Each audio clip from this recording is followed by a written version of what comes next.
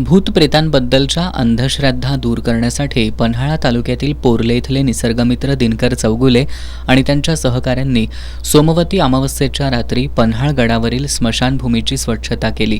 शवदाहिनी फुलांनी सजवली. त्याचबरोबर स्मशानभूमीत जेवण तयार करून तिथंच जेवणाच्या पंगतीही उठवल्या. या अनोख्या उपक्रमामुळे स्मशानातील गंभीर वातावरणात प्रसन्नता पसरली होती. स्मशानात असेपर्यंत तरी लोकांना मृत्यू एक कटू सत्य आहे.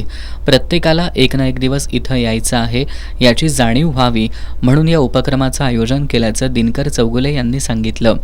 मृत्यू अटळ आहे, मात्र भूतभुताटकी वगैरे काहीही नाही.